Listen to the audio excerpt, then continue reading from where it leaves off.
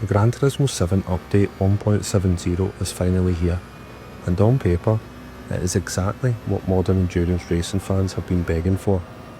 You're talking about an absolute powerhouse of a drop that directly targets the golden era of the World Endurance Championship.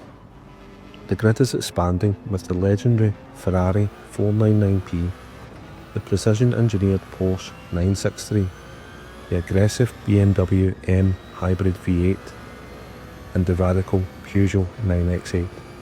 And just for good measure, Polyphony even threw in the Porsche 911 Turbo S safety car to round out the fleet. Now before we drop into the cockpits, if you're looking for a clean, competitive group of drivers to play a variety of classes of cars with, me and a few friends tend to open up some private lobbies every Friday night at 10 PM UK time. If you want to jump into the grid and escape the chaotic daily races, make sure you hit that subscribe button to catch the community tab alerts when the room goes live. But back to the update. I've spent hours since the update dropped completely living inside these cockpits. I had the credits to buy every single machine and pushing them to their absolute limits across all new race events to see if this update actually lives up to the massive hype. Honestly, it's a tale of two entirely different games. While the sensory visual experience is an absolute masterpiece, especially if you're playing in PSVR 2, the actual racing economy, the AI scaling and hard difficulty, and the lack of class balance left me with some serious, incredibly frustrating questions. In this video, we're going to break down the good, the bad, and the completely broken elements of GT7's latest patch, so you know exactly what to expect before you drop your hard-earned credits. Let's start with the absolute high point of this entire update, the jaw-dropping attention to detail. If you're lucky enough to be driving these things in PSVR 2, it is a completely phenomenal experience that resets the bar for console sim racing. When you drop into the cockpit of these modern hypercars, you immediately get that authentic, ultra-claustrophobic feeling that real-world drivers talk about. You aren't just sitting in a car, you're completely boxed in by raw carbon fibre, complex cooling tubes, and custom electronic switchgear right next to your helmet. The visual fidelity on the steering wheels and the crispness of the ambient cockpit lighting are incredible. The resolution is so sharp in VR that your brain undergoes this weird trick where you genuinely feel that you can reach out your physical hand and press the individual dial buttons for your brake balance and traction control. But it wasn't a completely flawless test run, and I noticed a really bizarre issue while testing out the brand new Peugeot 9X8 hypercar. During a race, while I was actively at the back of the pack in 20th position, the digital telemetry display built right into the physical Peugeot steering wheel explicitly told me I was in second position. Now, I'm torn here. Is this a literal UI programming bug introduced in patch 1.70? Or am I completely misinterpreting the complex Le Mans telemetry layout and the wheel was actually trying to display a dynamic time gap to the car in second place? It threw me off completely during the stint. Let me know in the comments if you've noticed this tracking error on your Peugeot wheel as well as myself, or if I'm misreading the dash completely. Now, let's talk about the absolute financial elephant in the room, the price of admission for this update. Polyphony Digital did not make this a cheap experience for the community. Each of the 4 core hypercars will set you back a cool 3 million credits straight from Brand Central. Throw in the 380,000 credits required to pick up the Porsche safety car, and you're looking at a grand total of 12,380,000 credits just to experience the new cars in its entirety.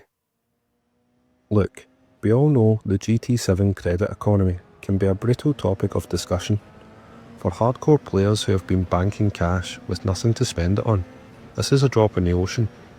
But for the casual fans, or players who only log on a few hours of racing a week, a 12 million credit paywall makes the premier content of this update feel incredibly out of reach. If you don't have a massive bank account layout ready to go in Gran Turismo 7, you're going to be grinding Sardegna, Tokyo, Spa for a hot minute before you can even taste these hybrid prototypes. It begs the question, Should major content drops like this come with higher paying events to offset the massive entry fee?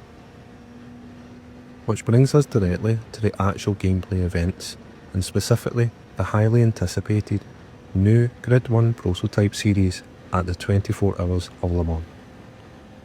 The official patch notes heavily teased a full day and night cycle for this 7-lap race.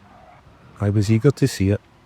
I ran the exact race 4 separate times, once in each of the new hypercars, and every single time the environmental cycle felt broken. I never actually experienced a true ink black night cycle.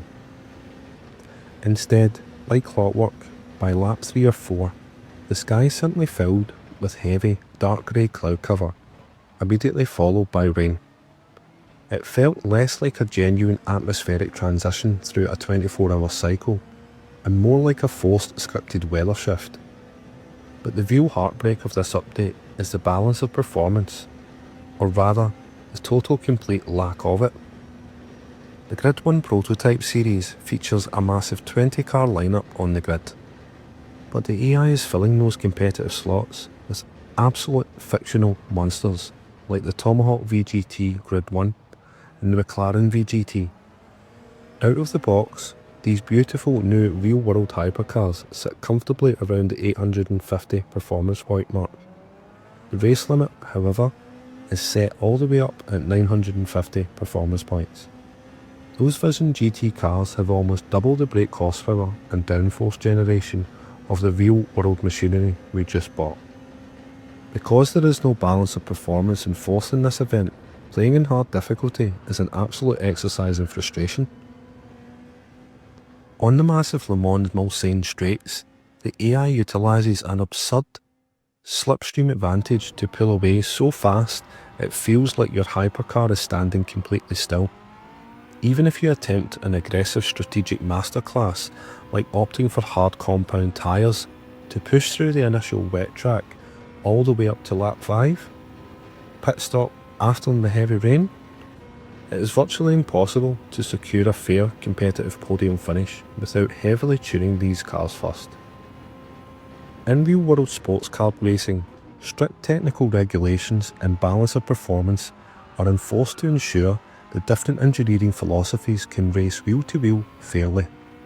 Here, it feels like polyphony through a knife-wielding real-world prototypes into a sci-fi gunfight, making a baseline tune an absolute mandatory requirement, just to survive.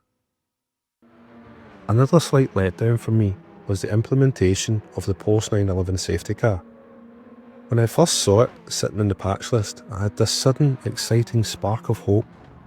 I thought to myself, are we finally getting physical safety car deployments during chaotic single-player races? Or maybe a virtual safety car system to handle messy accidents? Sadly, that is not the case. Even during chaotic multi-car pile-ups with yellow flags waving wildly, the safety car stayed firmly locked in the virtual garage. It is purely a collector's item, and a livery canvas for now. That being said, the update isn't entirely lacking in secondary content to keep you busy. The new races added are 3 races for the Grid 1 prototype series, 24 Hours of Le Mans, Sardegna Road Track A, Watkins Glen Long Course, European FR Challenge 550 at Eiger Nordborn Reverse, and a pickup truck race at Fisherman's Ranch. We received a stunning new Scapes curation for Pikes Peak, which looks absolutely spectacular for photography fans. There's also a new extra menu book specifically tailored for those old hybrid prototypes that were already featured in the game. A new seasonal cafe menu for the hypercars added to patch 1.70. And for dirt track enthusiasts who enjoy a pure chaotic challenge, we've been given a brand new circuit experience to master, Fisherman's Ranch Full Course in Reverse. Good luck keeping your sanity on that loose gravel. When you look at the big picture, Update 1.70 is an absolute visual and structural milestone for WEC fans, but it highlights a massive glaring structural flaw in Gran Turismo 7's endgame racing categories. Classes like Grid 3 and Grid 4 are completely stacked with options, meticulously balanced via balance of performance, and give players a genuinely fair, highly competitive fight against the AI, even on the absolute hardest difficulties.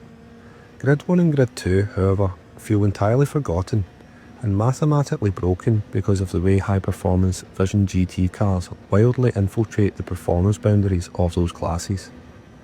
Could this update be a subtle sign that Polyphony Digital is finally planning to inject new life and proper regulations into Grid 1 and Grid 2 classes down the road? We can only hope so. What they desperately need to do in a future hotfix is tweak the performance points thresholds, or introduce strict error-appropriate balance of performance restrictions so these beautiful real-world hypercars can actually race fairly against their historical peers without needing unrealistic garage upgrades. But I want to hear from you in the comments. Have any of you managed to take a win at Le Mans on hard difficulty with these new hypercars completely stuck? Which of these hypercars is your absolute favourite to drive inside PSVR 2? Drop your thoughts, strategies, suggestions in the comments below. Hit that like button, and if you like this deep dive breakdown and it helped you out at all, please consider subscribing to the channel for more competitive Gran Turismo 7 analysis. I'll see you all out on the track, and remember, be free, be happy.